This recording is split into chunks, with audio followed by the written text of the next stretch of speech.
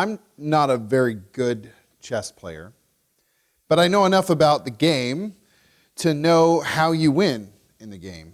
You basically corner the other guy's king so that there's no place that they could move where you couldn't capture them in your next turn. But I imagine if somebody came to me and said, no, you're doing it all wrong. You don't win at chess by capturing the other guy's king. You win by losing all your pieces. I would think that the person's cheese had slid off their crackers. You're crazy. You don't know what you're talking about. The way that you win is completely different than what you think it is.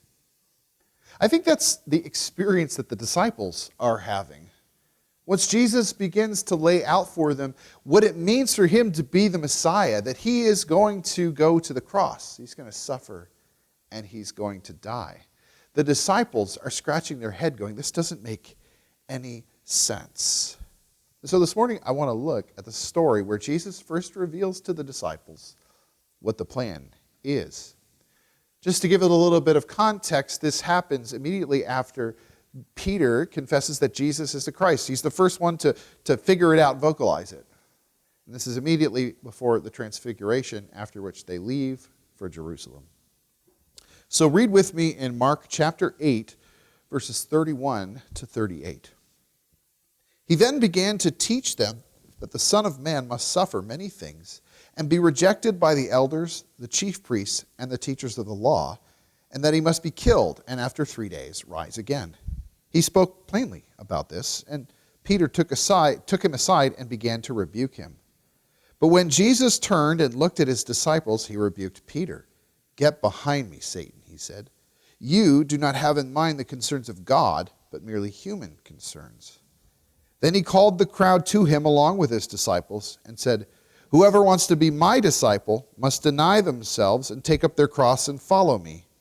For whoever wants to save their life will lose it, but whoever loses their life for me and for the gospel will save it. What good is it for someone to gain the whole world yet forfeit their soul? Or what can anyone give in exchange for their soul? If anyone is ashamed of me and my words in this adulterous and sinful generation, the Son of Man will be ashamed of them when he comes in his Father's glory with the holy angels." So good news, Jesus is the Messiah they've all been hoping for, but he's also completely different than anything they were expecting. Now, at the time when Jesus shows up on the scene, it's a time of national crisis for the Jews. They've been under Roman occupation for nearly 100 years. And there's a sense that they're enslaved in their own lands by being so brutally oppressed. And their experience calls to mind a story from their past where they were previously enslaved by a foreign power. Of course, this is the story of Egypt. And so the people feel like they're once again in bondage. And so their great expectation is that God will do for them what he did for their forefathers when he delivered them from slavery in Egypt. Now the disciples believe that Jesus is God's man to do that. And so they are looking to Jesus to do they're looking to God to do through Jesus for them, or to the Romans, what God did through Moses to the Egyptians. So they're waiting for Jesus to call down God's plagues, or to raise an army that can challenge the Romans. And they're just about to head to Jerusalem, where they rightfully assume that all of this is going to come to a head. And then Jesus drops a truth bomb on them. I'm not going to Jerusalem to raise an army or pronounce God's plagues on the enemy of God's people. I'm going there to die. I'm going there to lose? What's this all about? They had all sorts of different expectations among the Jews at this point, what the Messiah was going to be like. There wasn't a lot of agreement.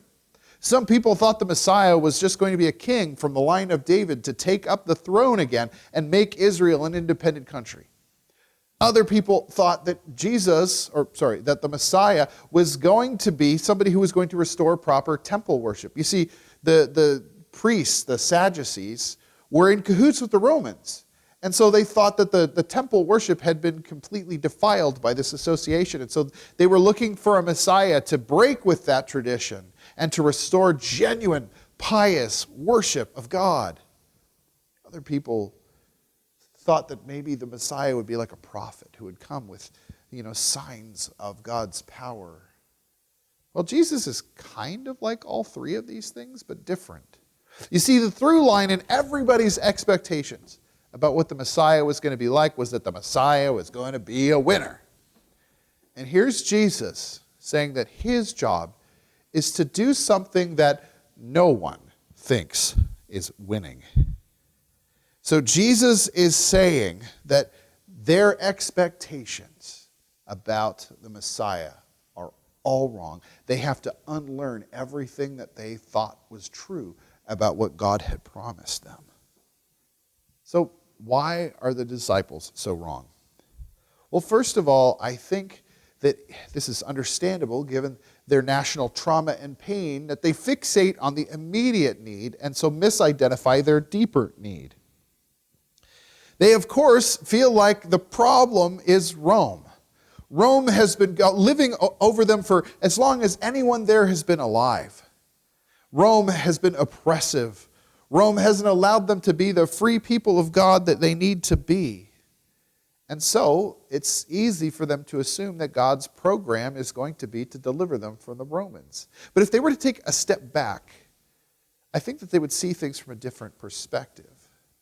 Because God has intervened to save his people from an evil empire before. That happened, of course, with the Egyptians. God saved his people from the Assyrians, even though they didn't technically conquer the southern kingdom. He saved his people from the Babylonians after the exile. And then there was the Persians. And then there were the Greeks. And now there's the Romans. You see, the problem isn't the Romans. The Romans are just fruit. There's a deeper root. And if God simply deals with the fruit, if he simply takes out the Roman Empire, how long will it be before there's another empire that takes their place? Rather, God needs to deal with the evil and the selfishness and the sin that create and sustain all empires, as well as the things that defile our communities.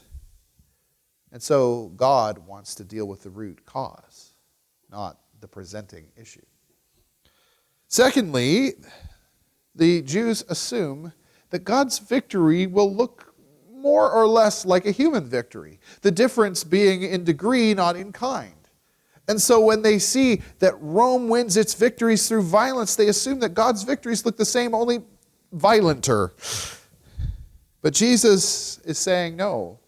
In fact, God's victory, when it comes, looks totally different than human victories. So the people need to reimagine God's promises in light of what Jesus has said. And it can feel a bit like bad news. This is the gospel. It's supposed to be good news. But Jesus is saying that he's going to die. And worse than that, he's asking the people that are following him to follow him in his example. How can that be good news? But Jesus explains that his way is actually the way that leads to real life, and that our way doesn't lead to the life that we suppose that it leads to. So Jesus says, if you try to save your life, you'll lose it. And if you lose your life for me, you'll save it. And he doesn't just say this, he lives it out. He gives up his life, only for the Father to resurrect him to glory. And then he calls us to follow him in faith. That if we give our lives to God in obedience to what he calls us to, in the sacrifices and the suffering that may be involved in that vocation, that God will reward us by raising us also in glory. Are we willing to follow his example? So, we have in the disciples a series of mistakes that they've made. And I think we should ask ourselves, are we also subject to those same mistakes? And I think the answer is yes. Like the disciples, we also can misidentify our deepest needs. Maslow's hierarchy of needs shows us how you have to have certain basic needs met before you start to go for higher needs. And so when you're simply trying to survive, you're not really all that worried about love and affection because those are higher needs rather than the basic needs. And in Jesus' time, the people are really trying to get on those sort of lower levels. They're trying to simply survive and stay safe. And we, thank you to God for that blessing, are not usually struggling with those things. Rather, we're struggling with the stuff closer to the top, things like love and esteem and self-actualization. But we have a sense that we need to pursue these things in order to make our lives meaningful. And Jesus becomes a means to an end. Rather than the thing that we pursue, Jesus simply becomes the way that I can achieve happiness and prosperity and self-actualization. But that's not actually my deepest need. After all, self-actualization isn't something that you should be pursuing if your survival is in jeopardy. And we and this world suffer from a mortal disease, sin. And so that needs to be dealt with first. And so God wants us to experience love and affection and self-actualization, but he needs us first to deal with the issues that are destroying us. And so God prioritizes surgery, cutting out the things that are hurting us, even if those things themselves are the things that we hope in. Imagine a businessman whose treasure is his gold, and he has got 3 or 4 gold ingots. They're quite heavy. And he needs to go on a trip, and so he chains those things to his wrist in a case. Now, the trip involves sailing across a large sea. And as they're underway on the journey, the boat starts to sink. And the pilot comes to the businessman and says, you got to get rid of that case. It's too heavy. It's going to pull you under and you're going to die. And the guy says, no, this is everything that's dear to me. This is what's going to make my life safe and secure. I can't give this up. Well, if the pilot is a good person, he might try everything. Might try to pin the guy down and hacksaw this case off of him because he knows that this guy is going to die. His life vest is not going to save him if he's carrying hundreds of pounds of gold. He's just going to go right down to the bottom. And so it is with God. Sometimes God is detaching from us the things that we are hoping in, but the things that he knows are going to kill us. And when he's in the process of doing that detaching work, it can feel a bit like he's killing us, or at least our dreams. But there's hope. The life that I will have is going to be greater than the life that I could even ask for or imagine. Now, we might say, I can't deal with that deprivation. I can't give up on the things that I hope for in exchange for a promise of something over there in a life to come that I can't even see with my own eyes. But here I think there's a bit of a translational issue. Jesus says, what can a man give to save his own soul? But the word soul, in Greek it's psyche, is not just about one's eternal destination. It's about one's whole self. God is going to save ourselves. And not just our future self, but also our present self. To be sure, the full realization of that salvation will not happen on this side of eternity, but we are called to experience some of that right now. And so God wants me to have a life that is transformed by his goodness. So yes, he's calling me to a life that may have suffering, may have sacrifice, but it also has love. And if you live a life without love, you'd probably be willing to endure some suffering and some sacrifice when you meet somebody whom you do love. How many books how many songs, how many movies are about this very thing? The lengths to which a person is willing to go because they've been captured by love. When Carolyn and I were dating, I was living in Belleville at the time, and she got an internship at the Ottawa Citizen. And I thought nothing of hopping in the car and driving to Ottawa to go see her on the weekend because I loved her. I could scarcely afford the gas to go, but I was willing to do that. And I'd be willing to do a lot more because I wanted to be with her. I was captured by love. And if we allow God to work in our lives, if we allow ourselves to be detached from the things that we're holding on to and trying to find hope in, and instead find hope in the things that God wants for us, we too will be captured by His love, His peace, His joy, connection with His people, purpose. But the bad news is that we keep trying to find hope and life in things that can never deliver that for us. And so we can't bear the sacrifice of giving those things away, even if they're pulling us under.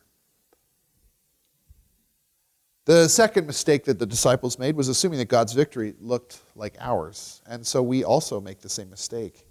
In the church, we strive to achieve a victory for God. And we strive to do that by uncritically assuming the forms of victory in other human endeavors. So let me explain what I mean. Business is one such human endeavor. In business, you are said to succeed or fail because of key performance indicators. Numbers like revenue, market share, and profit determine whether your company is successful or a failure. And so it is that we in the church often use numbers to determine whether we're succeeding at our job or failing at our job. And so people will look at attendance on Sunday morning, or contributions to the budget, or what kind of buildings we have, or what kind of brand recognition that we have. But remember, the church is a group of people who are following a person who doesn't look like a winner by any metric. Jesus spends 3 years and only has 12 disciples, one of whom you don't really want to count. And he ends up getting killed. And so we should reevaluate our own ideas of success in light of Jesus and what he says. But we have this habit of measuring what we think is important. And if we can't measure what's important, we will make important what we can measure. But we shouldn't do this.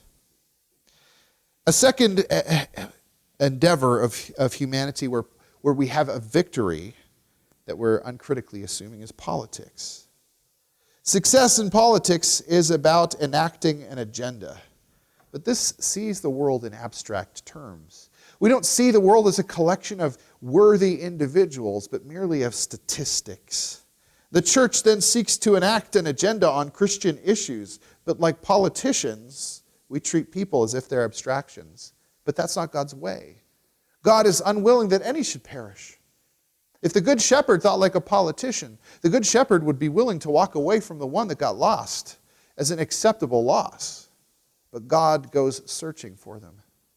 And the people who disagree with him are not enemies to merely be vanquished. Rather, they are lost souls, meant to be found, meant to be saved. So our job is not to enact a political agenda to please God. Rather, we allow God to enact his own agenda. Our job is to show the wisdom of the King through our lives. And we have to remember, too, that while Jesus had perfect theology, none of us do. And so we need to have a level of humility in our political opinions because we're undoubtedly wrong about some of it. A third area of human endeavor from which we take cues of victory is consumerism.